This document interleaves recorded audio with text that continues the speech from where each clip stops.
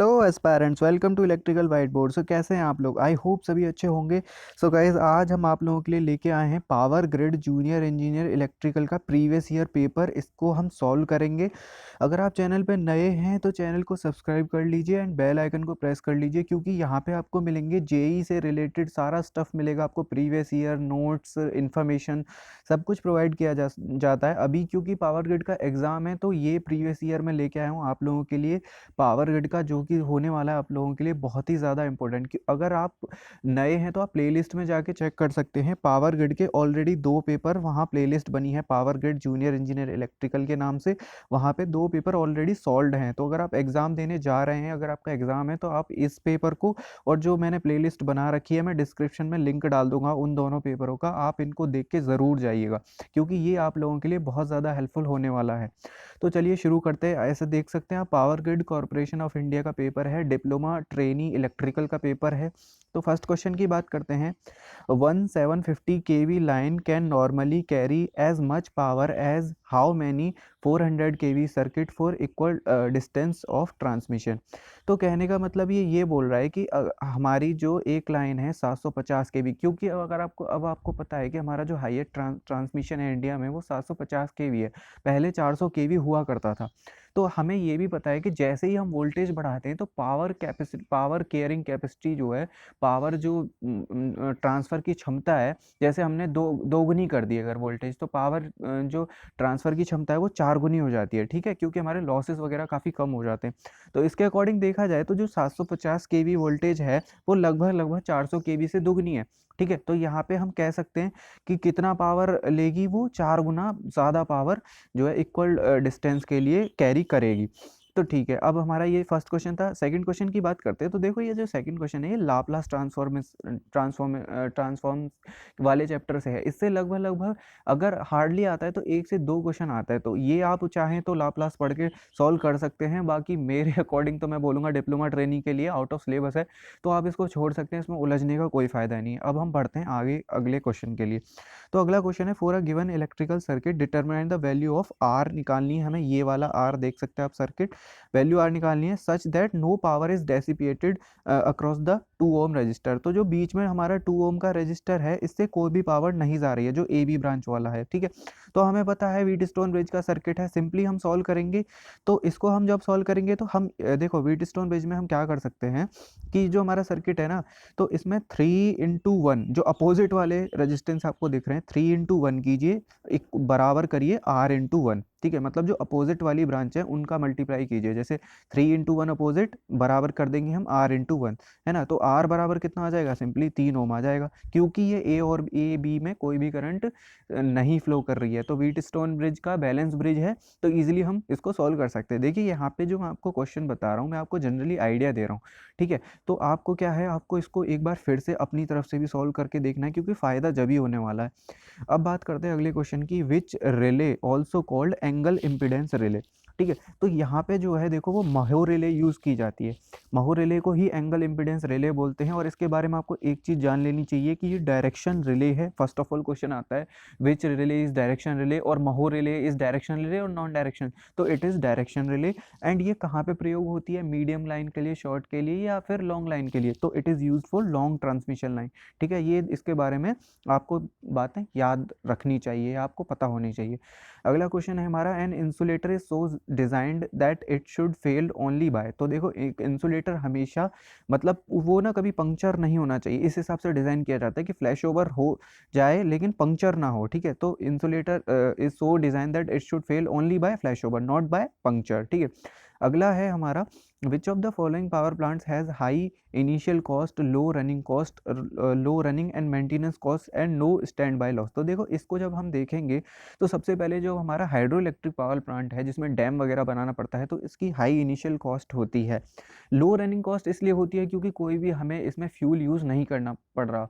हमारा भगवान की दुआ से पानी जो है प्रकृति द्वारा दिया गया, वो फ्री ऑफ कॉस्ट है, तो लो रनिंग कॉस्ट हो गई। मेंटेनेंस कॉस्ट भी इसकी है नहीं इतनी ज़्यादा, और इसमें कोई भी स्टैंड बाय लॉस नहीं है, क्योंकि it can be quickly started and quickly stop. So इसका हो जाएगा हाइड्रो इलेक्ट्रिक पावर प्लांट। अगले की हम बात करेंगे the ratio of the capacity of star bank to delta bank of transformer. तो इसका जो रेशियो है वो 1/√3 होता है, आपने पढ़ा होगा, और इसी √3 को 57.7% करके दे दिया। ठीक है, 1/√3 इक्वल्स टू कितना होगा, 57.7%।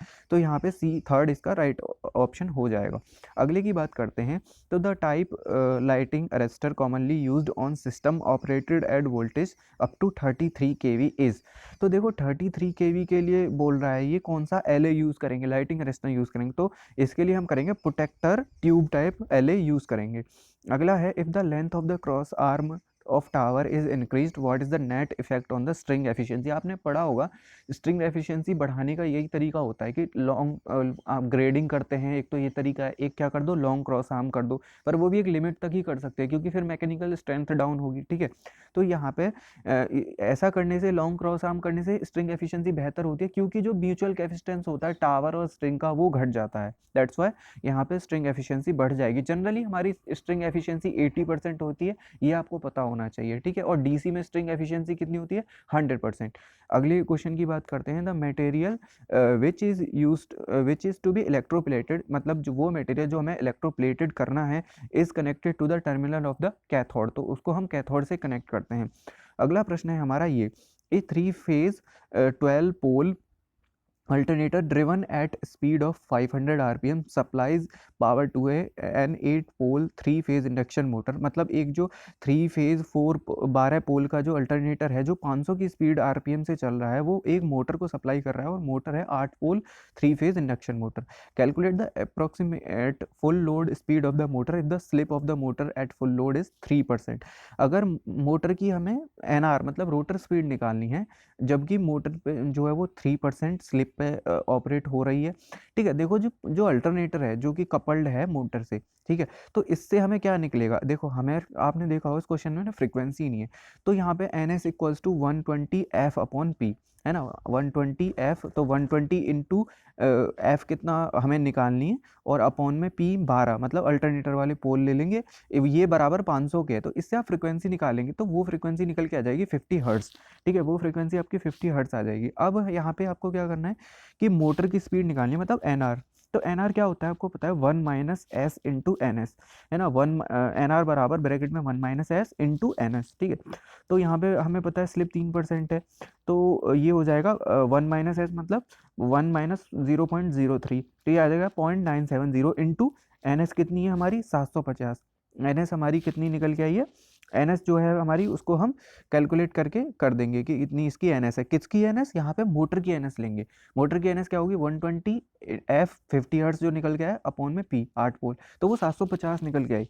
तो उसको जब हम कैलकुलेट करेंगे, अब देखो 750 की कैलकुलेट करेंगे 0.970 से, तो ऑप्शन में देखो तो लगभग 700, भाई 800 तो आने का नहीं, क्योंकि 750 तो ऑलरेडी उसके जो है उसकी सिंक्रोनस स्पीड है उसकी इंडक्शन मोटर की, तो उससे कम ही आएगा क्योंकि 3% स्लिप है, तो लगभग 730 RPM आप एकदम से हिट कर सकते हैं ऑप्शन। अगला है हमारा, which of the statement is false with respect to shaded poled induction motor. तो क्या है, एफिशिएंसी वेरी फ्रॉम 5 से 35%, नहीं, इतनी ज़्यादा नहीं होती, 5% से तो शुरुआत होती है, लेकिन 35% तक वेरी, हाँ मतलब ये बोल रहा है इसमें, which of the statement is false with respect to, हाँ गलत स्टेटमेंट हमें बताना है। तो कहने का मतलब 5 से 35%, ठीक है, इसने लो एफिशिएंसी दी है, इसने 35 तक माना है, 5 से 20-25, चलो 35 भी हम कर सकते हैं, एक्सट्रीमली लग, लेकिन हाई स्टार्टिंग टॉर्क बोल दिया इसने, बस यही गलत है, क्योंकि इसका स्टार्टिंग टॉर्क तो हाई होता ही नहीं है, तो जनरली टॉयज़ वगैरह में यूज़ की जाती है, लो कैपेसिटी मोटर है ये, है ना। Very little overload capacity, obviously इस पर हम ज़्यादा लोड भी नहीं डाल सकते। The angle between the rotor pole of synchronous motor and synchronously rotating stator flux is called. एक सिंक्रोनस मोटर में क्या होता है कि जो रोटर पोल है और जो सिंक्रोनसली रोटेटिंग स्टेटर फ्लक्स है उसके बीच में जो एंगल होता है उसको टॉर्क एंगल बोलते हैं। ठीक है, ये क्वेश्चन आपका जो ये दिख रहा है 14, आप छोड़ सकते हैं, करना चाहें तो कर सकते हैं, मेरे according out of the syllabus में इसको बोलूँगा। अगला क्वेश्चन है आपका, the transient voltage that appear across the contact at or near current zero during arcing period is known as.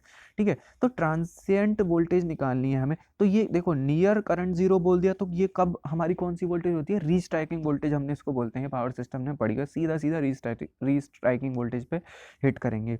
अगला हमारा है फ्यूजिंग फैक्टर वाली बात। तो fusing factor is the ratio of, देखो फ्यूजिंग फैक्टर में ना याद तो सब करते हैं लेकिन कंफ्यूज हो जाते हैं, तो मैं एक ट्रिक बताता हूँ। देखो minimum fusing current to the current rating of fuse, ये इसका राइट ऑप्शन है। तो हमेशा जो फ्यूजिंग करंट है वो हम मिनिमम लेंगे, क्योंकि फ्यूजिंग करंट वो होती है जिसपे फ्यूज मेल्ट करना शुरू कर देता है, तो वो हमेशा मिनिमम लेंगे, मैक्सिमम तो लेंगे नहीं। और करंट रेटिंग ऑफ फ्यूज वो अपॉन में आएगी, तो इसका जो ये भी आ सकता है कि जो फ्यूजिंग फैक्टर है वो क्या होता है, ग्रेटर देन 1 और लेस देन 1। तो इट इज ग्रेटर देन 1, क्योंकि मिनिमम फ्यूजिंग करंट ग्रेटर होगी करंट रेटिंग ऑफ फ्यूज से। भाई करंट रेटिंग ऑफ फ्यूज तो वो है ना जिसपे हम सेफली फ्यूज ऑपरेट कर सकते हैं, लेकिन मिनिमम फ्यूजिंग करंट क्या है, जिस पे मेल्ट हो जाएगा, तो ये ज़्यादा होगी मेल्ट वाली, तो यहाँ पे ग्रेटर देन 1 होता है फ्यूजिंग फैक्टर। अब बात करते हैं अगले की, which among the following is used as voltage regulator. हमें सिंपल पता है कि जेनर डायोड ही वोल्टेज रेगुलेटर में प्रयोग की जाती है। अगला है an alternating current series motor run on, ये क्वेश्चन देखो थोड़ा सा अच्छा है, ट्रिकी है। An alternating current series motor, तो ये कौन सी मोटर की बात कर रहा है, ये यूनिवर्सल मोटर की बात कर रहा है, क्योंकि जो सीरीज मोटर एसी पे ऑपरेट होती है उसको ही तो हम यूनिवर्सल मोटर बोलते हैं, और जो एसी डीसी दोनों पे यूज होती है। तो यहाँ पे यूनिवर्सल मोटर पूछ रहा है, हमें पता है एसी डीसी बोथ पे होता है, लेकिन उसने यूनिवर्सल ना देके यहाँ पे an alternating current series motor दे दिया। ठीक है, तो ऑप्शन इसका थर्ड बन जाएगा। बात करते हैं what is the effect of armature reaction when the generator supplies a load at unity power factor. Unity power factor पे आपको पता है सिंपल सिंपल क्रॉस मैग्नेटाइजिंग ही होता है किसका, आर्मेचर रिएक्शन का जो असर है। अगला है for DC welding MG set which type of DC generator is use. तो जब भी यहाँ पे बात आ गई किसकी, वेल्डिंग की, तो कौन सा होगा, differential compound DC generator use होगा। अगला क्वेश्चन कंट्रोल सिस्टम से है, तो इसे हम छोड़ेंगे, आप चाहें आप इसे कर सकते हैं। अगला है calculate the frequency of the rotor current when the synchronous speed is 1500 RPM and rotor speed is 1440 RPM and supply frequency is कितना है, 50 हर्ट्ज। तो देखो यहाँ पे हम क्या करेंगे, स्लिप का फॉर्मूला हमें पता है एस बराबर N S minus N R upon N S. ठीक है, तो N S minus N R मतलब 1500 माइनस 1440 करेंगे 60 आ जाएगा, और अपॉन में एन एस कितना है 1500। ठीक है, तो ये आ गया निकल के हमारा 4%, तो स्लिप हमारी 4% हो गई। अब हमें एक फॉर्मूला पता है कि जो हमारी फ्रिक्वेंसी एट कितने, रोटर फ्रिक्वेंसी है एफ आर बराबर एस इंटू एफ, मतलब स्लिप इंटू जो हमारी ओरिजिनल फ्रिक्वेंसी है। तो यहाँ पे स्लिप 4% मतलब 0.04 इंटू 50 कर देंगे हम रोटर फ्रिक्वेंसी निकालने के लिए, तो 0.04 इंटू 50 कितना हो जाएगा, 2 हर्ट्ज आएगा इसका, सिंपल सिंपल। तो यहाँ पे इसको कर सकते हैं। अगला प्रश्न है इन ए 3 phase induction motor for large value of slip the torque is. देखो इसने बोला लार्ज वैल्यू ऑफ स्लिप, तो थोड़ा सा घुमा के पूछा है हमने, टॉर्क स्पीड कर्व हमने पढ़ा है आपकी कौन सी इंडक्शन मोटर में। तो यहाँ पे कि देखो क्या होता है, इनिशियल स्टेज में स्लिप हाई होती है, तो इनिशियल स्टेज में टॉर्क इनडायरेक्टली प्रोपोर्शनल होता है, और मतलब बाद में टॉर्क जो है क्या हो जाता है, डायरेक्टली प्रोपोर्शनल टू स्लिप, और स्लिप हमारी क्या हो जाती है बाद में थोड़ी सी कम होती है। इनिशियल स्टेज में स्लिप 1 होती है, क्योंकि हमने टॉर्क स्लिप कर्व में भी देखा है स्टार्टिंग में एस बराबर 1 रखते हैं और बाद में एस बराबर 0।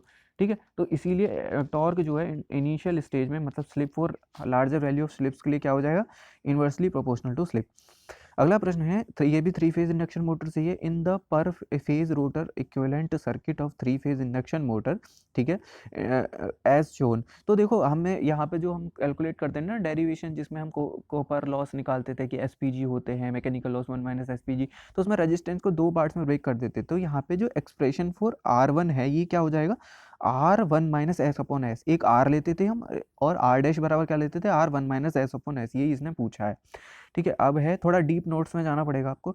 अब है इन ए 3 phase induction motor the torque under running condition will be maximum when, कब होगा रनिंग, जो टॉर्क है मैक्सिमम कब होता है, वो होता है the rotor reactance per phase equals to rotor reactance per phase, मतलब rotor resistance per phase equals to rotor reactance per phase.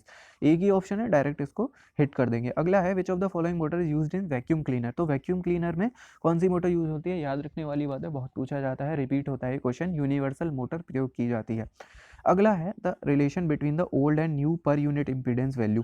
अब देखो इसमें क्या है, इन्होंने ऑप्शन दिया है जेड न्यू पर यूनिट बराबर Z old per unit upon S B old upon S V old B upon V new का होल स्क्वायर। लेकिन यार मेरे अकॉर्डिंग जो है ना वो जेड न्यू जो सेकंड ऑप्शन है वो राइट होना चाहिए, क्योंकि यहाँ पे क्या होता है वोल्टेज जो ओल्ड वाली है ऊपर जाती है जब स्क्वायर होता है।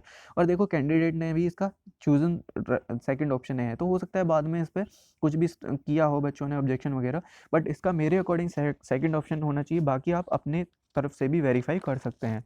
अगला प्रश्न है हमारा 28वां, जो बोल रहा है बाइनरी एडिशन करा रहा है किसका 69 माइनस 83 यूजिंग टूज कॉम्प्लीमेंट रिजल्ट। लेकिन अब देखो हमारे एग्जामिनर तो चेक नहीं कर रहा हमने कैसे किया, तो कुल मिला के हमें क्या करना है, हमें सिंपली एक चीज़ करनी है, हमें ना टूज कॉम्प्लीमेंट के थ्रू भी हम कर सकते हैं। लेकिन हम क्या करें इसको ना, जैसे ये दिया है डेसिमल में, तो डेसिमल में ही इसको -83 में से 16 को माइनस कर दें तो कितना आएगा, है ना। तो जो हमारा बन के आएगा -83 है, हाँ -83 में से हम 16 माइनस कर देंगे तो जितना बन के आएगा उसका हम बाइनरी निकाल लें। तो ये आपको ना ऑप्शन नंबर 1 ही मिलने वाला है। अगर आगे आप माइनस का साइन लगा दीजिए, आप टूज कॉम्प्लीमेंट मेथड से कर सकते हैं, थोड़ा सा लॉन्ग पड़ेगा। अब हम बात करेंगे अगले क्वेश्चन की। तो अगला क्वेश्चन हमारा क्या बोलता है, अगले क्वेश्चन को हम देखते हैं। अगला क्वेश्चन हमारा बोलता है ये, the speed at which 4 pole alternator should be driven to generate 50 cycle per second. मतलब एक बोल रहे हैं कि एक अल्टरनेटर जो 4 पोल का है उसको किस स्पीड पे घुमाएं कि वो 50 हर्ट्स करे, 50 साइकिल पर हर्ट्स, मतलब 50 हर्ट्स की फ्रिक्वेंसी जनरेट करे। तो देखो यहाँ पे हमें क्या दिया हुआ है, यहाँ पे हमें दिया हुआ है सिंपली एन एस बराबर 120 एफ अपॉन पी लगाएंगे, तो 120 तो है इंटू 50 हमें दिया हुआ है उन्होंने, और 4 पोल है अपॉन 4 कर देंगे। तो वहाँ पे कितनी स्पीड वो करेगा, तो 120 इंटू 50 अपॉन 4 कैलकुलेट करेंगे 1500 आरपीएम, इसका सीधा सीधा आंसर आ जाएगा। अगला क्वेश्चन है हमारा, for the transmission of power a direct drive is only preferred. तो डायरेक्ट ड्राइव कब प्रेफर की जाती है, the speed of the driven machine equals to the motor speed. जो ड्रिवन स्पीड की जो हमारी स्पीड मशीन है जिसको हमें ड्राइव करना है उसकी जो स्पीड है मोटर स्पीड के बराबर है, तो डायरेक्ट ड्राइव हमारी प्रयोग की जाती है। अगला क्वेश्चन है, compensating winding is used in AC series motor. AC series motor में कंपनसेटिंग वाइंडिंग प्रयोग की जाती है किसके लिए, reduce sparking at the brush, क्योंकि स्पार्किंग होती है उसमें ड्यू टू एसी। अब बात करते हैं अगले क्वेश्चन की, the maximum HVAC transmission level India, जो मैं बोल रहा था। तो अब जो है अब 400 केवी नहीं लगाना है ऑप्शन में है भी, अब 765 केवी हो चुका है, यूपी में हुआ है, ठीक है। तो यहाँ पे आपका ऑप्शन नंबर सेकंड बनेगा। अगला प्रश्न है हमारा, a generating station supplies the following load to various consumer. Consumer इतने को वेरीज कर रहा है, ए कंज्यूमर है कोई, उसको 1500 किलोवाट, बी को 750 किलोवाट, सी को 100 किलोवाट और डी को 450 किलोवाट हम क्या कर रहे हैं, सप्लाई कर रहे हैं। और हमारा क्या है, मैक्सिमम डिमांड कितनी है, 2500 किलोवाट है। हमें डाइवर्सिटी फैक्टर निकालना है। सबसे पहले तो डाइवर्सिटी फैक्टर जैसे ही आपके माइंड में आया तो आपके माइंड में एक चीज़ होनी चाहिए कि डाइवर्सिटी फैक्टर क्या होता है, sum of maximum individual maximum demand upon maximum demand of the station. तो इंडिविजुअल मैक्सिमम डिमांड है, इन्हें जोड़ लेंगे, 1500, 750, 100 और 450, ये जोड़ के 2800 किलोवाट आने वाला है। और अपॉन में हम 2500 किलोवाट करेंगे तो इसको 1.12 आ जाएगा इसका, ठीक है। अब देखो सिंपली एक चीज़ है कि हमें पता है डाइवर्सिटी फैक्टर ग्रेटर देन 1 होता है, तो ऑप्शन इसके ए बी सी में से हो सकता है, तो ऑप्शन 1.12 होगा, कैलकुलेट कर सकते हैं इजीली। 2800 अपॉन 2500 है तो इजीली आइडिया लगा सकते हैं कि यार ये 1.5 गुना तो नहीं है, मतलब 2800 अपॉन 2500 करेंगे तो 1.12 ही आना है, कैलकुलेट करने की भी ज़रूरत नहीं है। अगला प्रश्न है, एक 200 volt separately excited DC motor है जिसका आर्मेचर रेजिस्टेंस 0.05 है एंड आर्मेचर करंट 20 एम्पियर है, रनिंग कर रही है 1200 आरपीएम पे, calculate the approximate torque develop for given armature current. Torque निकालना है। टॉर्क का एक बेसिक फॉर्मूला होता है टी बराबर पी अपॉन ओमेगा, ठीक है। इसकी पावर निकालते हैं तो पावर बराबर वी आई हो जाएगी, सिंपल, वी बराबर 200 वोल्ट लेंगे, आई बराबर 20 एम्पियर लेंगे, ठीक है। और ओमेगा का फॉर्मूला है 2 पाई एन अपॉन 60। तो अब हम 200 गुणा 20 पी हो गया, टी बराबर क्योंकि पी अपॉन ओमेगा है, पी अपॉन ओमेगा, तो 200 गुणा 20 अपॉन 2 पाई एन अपॉन 60, तो 60 ऊपर चला जाएगा, तो 200 गुणा 20 गुणा 60 अपॉन 2 पाई एन। एन क्या है यहाँ पे, स्पीड है 1200, इसको आप रखोगे तो simple simple 100 upon pi newton meter आ जाएगा, आपको पाई की भी वैल्यू कैलकुलेट करने की आवश्यकता नहीं है। अगला प्रश्न है, from the given logic circuit determine the expression for Z. तो यहाँ पे देखो पी क्यू, तो क्यू यहाँ पे कॉमन है, तो यहाँ पे पी क्यू बार हो जाएगा। अब देखो एंड गेट है, तो यहाँ पे एंड गेट है, सॉरी नैंड गेट है, तो नैंड गेट का ऑपरेशन लगाएंगे पहले गेट के लिए, दूसरे के लिए भी नैंड गेट का ऑपरेशन लगाएंगे, फिर तीसरा भी नैंड गेट का ऑपरेशन लगाएंगे, ठीक है। और तीसरे वाले में हमारे 3 इनपुट जा रहे हैं, ठीक है। तीसरे वाले में हमारे इनपुट जो है वो 3 जा रहे हैं। इसको आप कैलकुलेट करेंगे और रिड्यूस करेंगे टर्म्स को थ्योरम्स लगा के डिफरेंट, तो Q बार प्लस R आएगा, आप कैलकुलेट कर सकते हैं, ठीक है, इजीली कैलकुलेट हो जाएगा। अगला प्रश्न है हमारा, the solid angle subtended by spherical surface at its centre is. तो सॉलिड एंगल देखो ये ना वो उसका UW utilisation of electrical energy है, उसमें सॉलिड एंगल की यूनिट स्टेरेडियन होती थी, तो जो वो है सरफेस एट सेंटर, इसका क्या हो जाएगा 4 पाई स्टेरेडियन होता था इसका।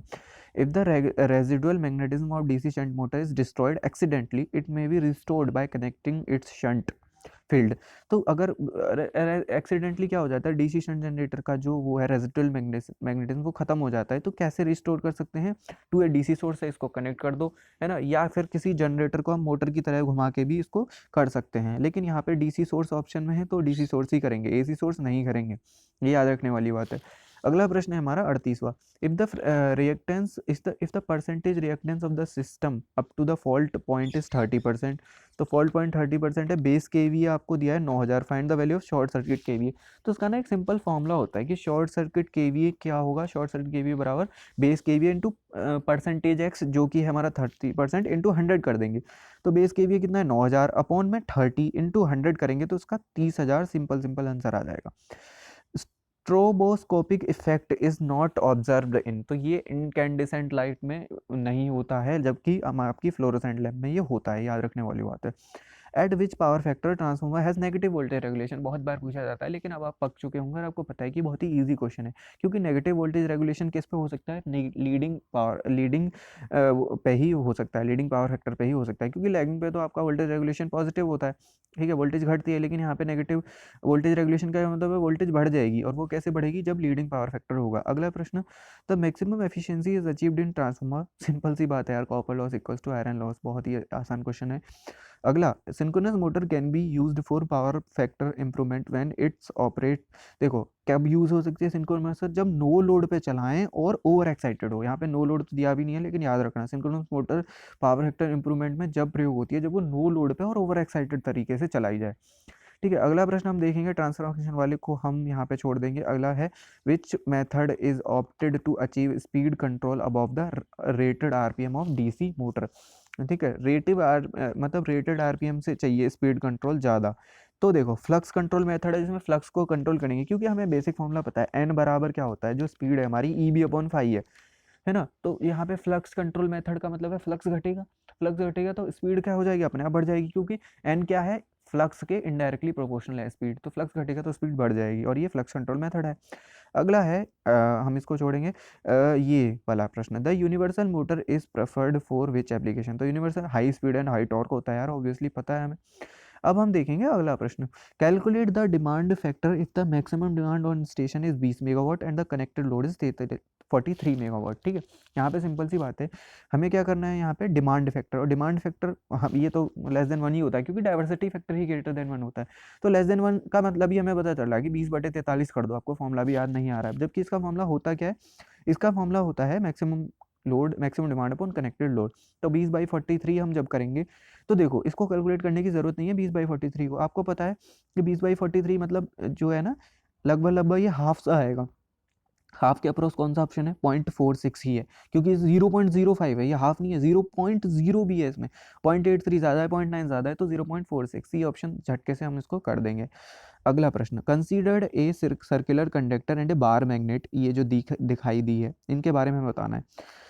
तो हमारा पहला और थर्ड ऑप्शन आप पढ़ सकते हैं, बाकी के मैं पहला बताता हूँ, the induced current in the conductor when north pole of bar magnet pushed toward the conductor is in anticlockwise direction, तो इंड्यूस ईएमएफ जो है एंटी क्लॉकवाइज डायरेक्शन में होता है, ठीक है, बिल्कुल सही है। अगला थर्ड देखें, the induced current the conductor when the south pole of bar magnet pushed away from the conductor is in anticlockwise direction, तो ये भी सही है।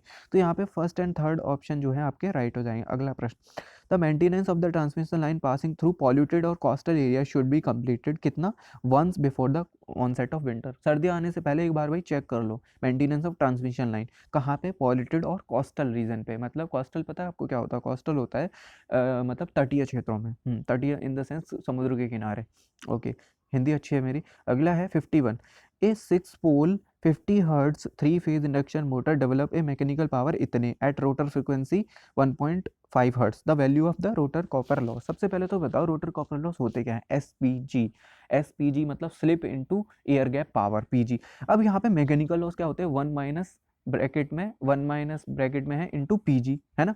अब वन माइनस एस ब्रैकेट में है इंटू पीजी, ये दिया है बराबर किसके, 16.252 के। तो इसको रख लो, और इसको तुम रखोगे तो वन माइनस क्या करोगे, देखो तुम्हें ना यहाँ पे स्लिप भी निकाल सकते हो। स्लिप कैसे निकालोगे, क्योंकि वन माइनस एस पता होना चाहिए, तो स्लिप कैसे निकालोगे, हमें पता है एफ आर बराबर एस एफ, मतलब रोटर फ्रिक्वेंसी बराबर स्लिप इंटू जो हमारी नॉर्मल फ्रिक्वेंसी है। तो जो हमारी स्लिप कितनी आ जाएगी यहाँ पे, एफ आर अपॉन एफ।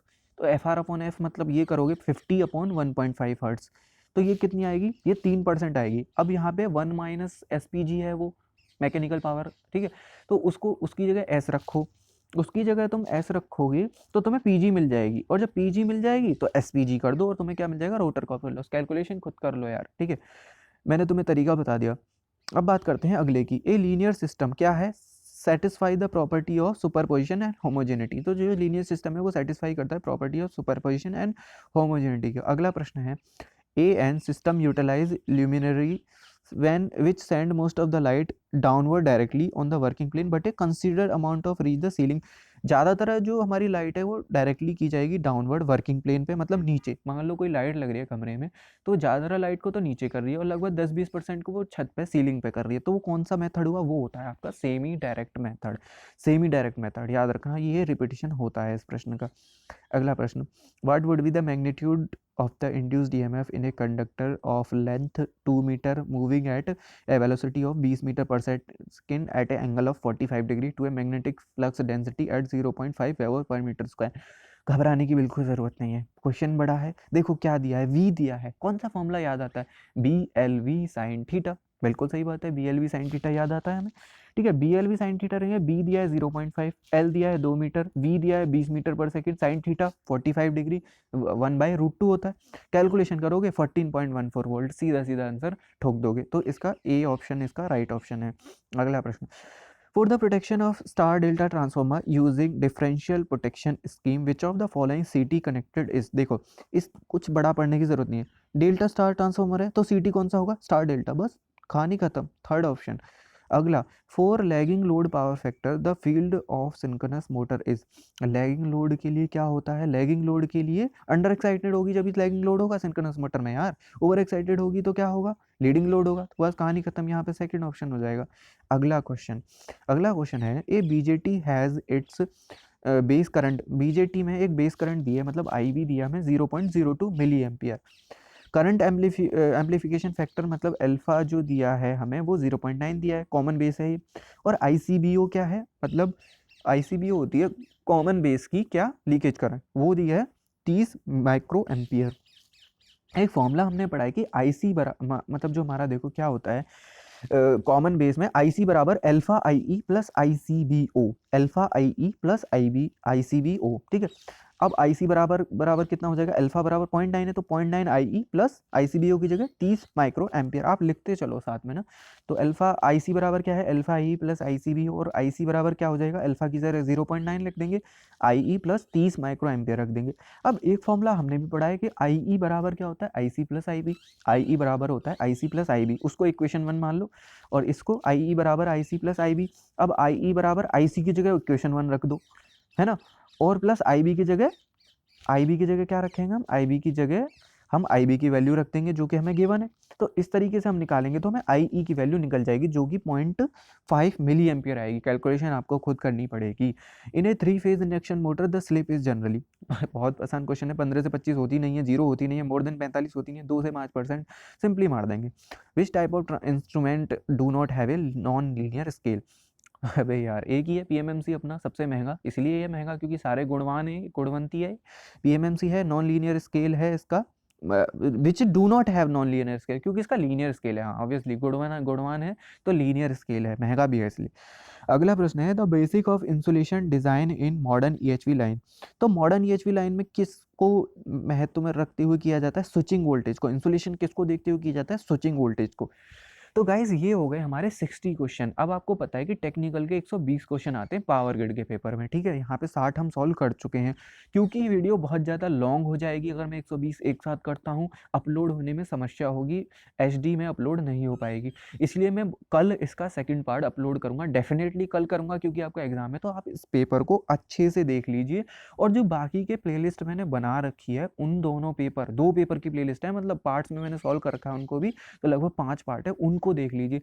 तो टोटल 3 पेपर यहाँ पे सॉल्व हो गए हमारे। और मैं आपको बताऊँ, आप कितना भी इंटरनेट खंगालोगे, आपको पावर ग्रिड के प्रीवियस ईयर 3 ही पेपर मिलेंगे, जो इलेक्ट्रिकल व्हाइट बोर्ड चैनल आपको करवा रहा है सॉल्यूशन, और आपके पेपर में बहुत ज़्यादा काम आने वाला है, आप देख लेना। तो ठीक है गाइज़, वीडियो अच्छी लगी तो यार please like, share and comment ज़रूर कीजिए, क्योंकि मेहनत करी है वीडियो बनाने में। और सेकंड पार्ट का कल का वेट कीजिए, और जो प्रीवियस पार्ट मैंने बना रखे हैं प्लेलिस्ट में जाके उनको देखिए। So thanks for watching.